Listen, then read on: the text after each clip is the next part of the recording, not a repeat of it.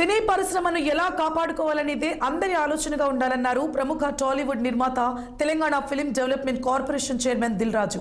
ఇండస్ట్రీలో ఐక్యత ఉంటేనే ప్రభుత్వాల వద్దకు వెళ్లగలమన్నారు. ఎవరి దారి వారిదే అన్న రీతికి ఇప్పటికైనా స్వస్తి చెప్పాలని సూచించారు ఆయన. హైదరాబాద్ లో మీడియా సమావేశం నిర్వహించిన దిల్ రాజు మంత్రి కందుల దుర్గేష్ ఇచ్చిన స్టేట్మెంట్ పట్ల కృతజ్ఞతలు తెలిపారు. సినీ పరిశ్రమలో చోటు చేసుకున్న పరిణామాలపై స్పందిస్తూ విడివిడిగా వెళ్లిన పవన్ కళ్యాణ్ ను కలుస్తున్నారని, దీంతో ఇండస్ట్రీలో విభేదాలు ఏర్పడుతున్నాయని ఆవేదన వ్యక్తం చేశారు ఆయన. సినిమా వాళ్లకు రెండు ప్రభుత్వాలు చాలా ముఖ్యమన్న దిల్ రాజు తమ సమస్యల్ని ప్రభుత్వాలే పరిష్కరించాలని వ్యాఖ్యానించారు. సినీ పరిశ్రమకు కొత్త టాలెంట్ పరిచయం చేయాలన్నదే తన లక్ష్యమని తెలిపారు.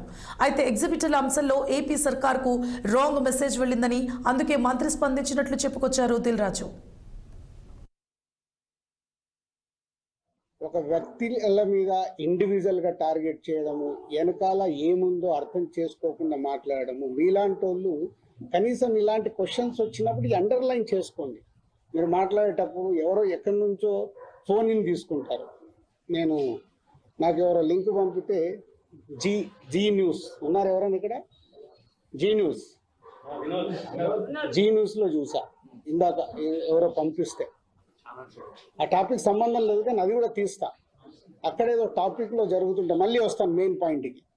టాపిక్లో జరుగుతుంటే మొదటి రోజు గేమ్ చేంజర్ సినిమా పైరసీ వచ్చింది.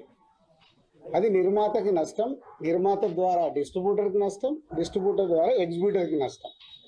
అక్కడ ఒక ఎక్స్ నిర్మాత అంటున్నాడు, ఆ నిర్మాతనే ఇది పైరసీ చేసి ఉండొచ్చు. అంటే ఎంత నీచం! ఒక ప్యాషనెటిక్ ప్రొడ్యూసర్ నేను, నా సినిమాని నేను కాపాడుకోవడానికి ఫైట్ చేస్తాను అంటే ఎంత దిగజారిపోతున్నారు వాళ్ళు. మీడియాలకు రావడానికా, మీడియా వాళ్ళు ఇచ్చే ఇంపార్టెంట్ కోసమా? అది అవసరం లేని టాపిక్. పైరసీ మీద మేము ఫైట్ చేస్తాం కానీ ఎవడన్నా ఇన్హౌస్ మన ఇంట్లో మనిషిని మనం చంపుకోవాలని ఎవడన్నా మనిషి అనుకుంటాడా? ఏ కుటుంబం